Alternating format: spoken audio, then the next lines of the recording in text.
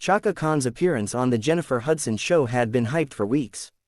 Fans were buzzing on social media about what was sure to be a powerhouse meeting between two of the most iconic voices in soul and R&B. The Queen of Funk herself, known for her unshakable stage presence and a career spanning 5 decades, sitting across from Jennifer Hudson, the Oscar-winning vocalist who had carved her own lane as one of the strongest voices of her generation. It seemed like a moment of mutual admiration and celebration. When the cameras started rolling, the energy in the room was electric. The studio audience rose to their feet the moment Chaka stepped onto the stage, her trademark confidence shining through as she strutted out in a shimmering purple jacket, smiling at the applause. Jennifer hugged her warmly, and for the first few minutes, the show played out exactly as everyone expected. Two divas laughing, trading compliments, and sharing stories from the highs and lows of the music industry. Jennifer began the interview by gushing over Chaka's legacy. "You've influenced everyone, including me," she said with her wide, signature smile.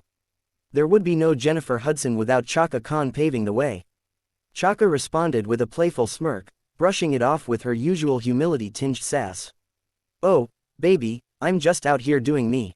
But I'll take the credit if you insist," she teased, making the crowd erupt in laughter. The banter was light, and it seemed like the interview was destined to be a celebratory lovefest.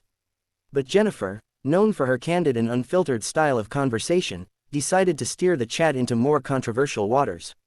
She leaned in and asked, "Chaka, over the years, there have been stories, rumors about feuds in the industry, people saying you felt disrespected or overlooked at times.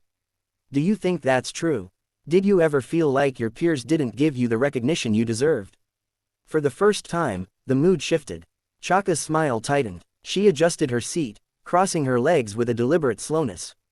"Baby," she began, her voice dripping with the authority of someone who had survived the highs and lows of fame, "I've been in this game too long to worry about who respects me and who doesn't. I've earned my place. If some folks haven't caught up to that, that's their problem, not mine." The audience laughed nervously, unsure if the comment was lighthearted or if something sharper lurked underneath. Jennifer, sensing an opportunity to dig deeper, pressed the issue. She brought up past interviews and headlines where Chaka had made comments about younger artists not living up to the standards set by legends like herself, Aretha Franklin, or Whitney Houston. "You've been very honest about how the music industry has changed," Jennifer said. "Do you feel like today's artists measure up? Or do you think something's been lost?"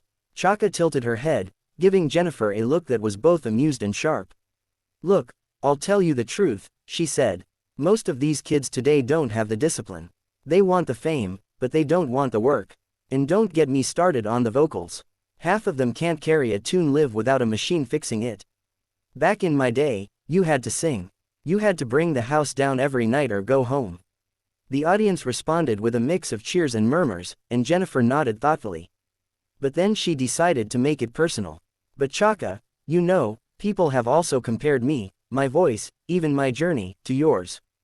Do you think artists like myself, who stand on the shoulders of legends like you, are carrying the torch the right way?" It was meant as a respectful question, but it landed differently. Chaka straightened in her seat, her expression cooling. "Don't put me in the same sentence like that, sweetheart," she said firmly, her voice slicing through the room. "Respect the lanes. We're not the same." The audience gasped, the kind of collective intake of breath that only happens when something raw and unexpected unfolds. Jennifer blinked, her smile faltering. But instead of backing down, she held her ground. "With all due respect," she said slowly, "every artist builds on the shoulders of those who came before them. Even me, even you once stood on someone else's shoulders." Chaka leaned in closer, her voice low and steady. "Don't lecture me about music, Jennifer. I've lived this life. I've sacrificed more than you could ever imagine. You're talented, no doubt, but don't confuse talent with legacy."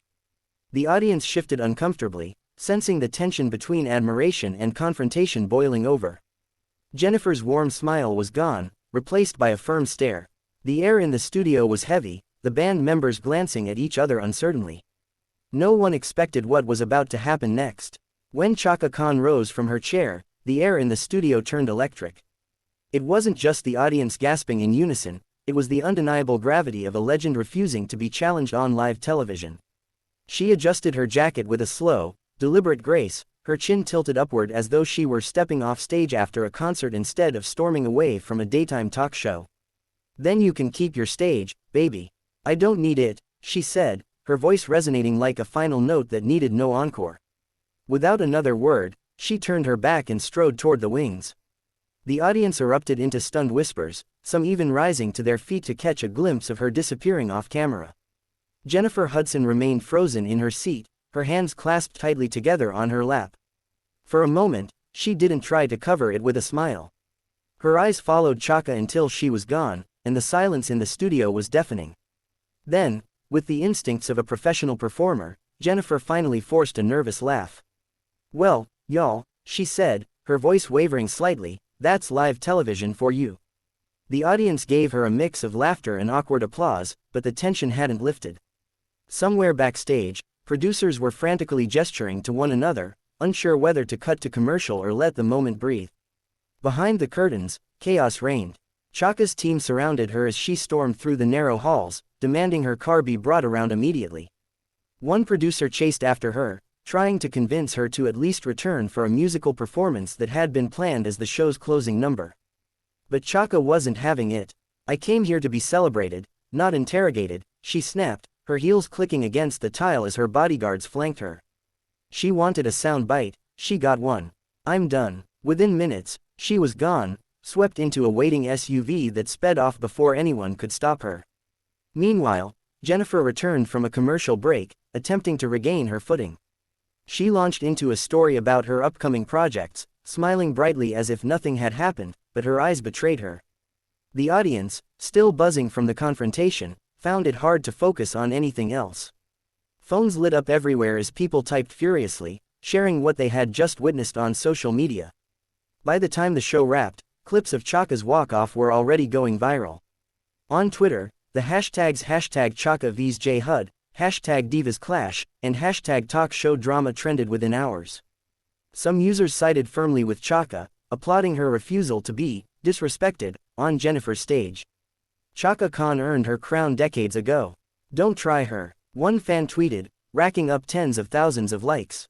Others defended Jennifer, praising her composure. "JHud handled that with grace. Legends don't get a free pass to tear down other women." The internet split into camps, and soon, the debate wasn't just about the argument, it became a broader conversation about generational divides, respect, and the thin line between honoring a legacy and challenging it. Entertainment outlets pounced on the story. TMZ released behind-the-scenes footage of Chaka being escorted out, while gossip blogs dissected every second of the heated exchange. Music critics chimed in, framing the moment as symbolic of a larger tension within the industry. One op-ed declared, "This was more than a talk show fight. It was a clash between eras, between the untouchable legends who laid the foundation, and the new icons who refused to shrink in their presence." By the next day, both camps had issued statements. Chaka's publicist released a sharp note to the press, insisting she had been ambushed with disrespectful questions, and that she had no regrets about leaving.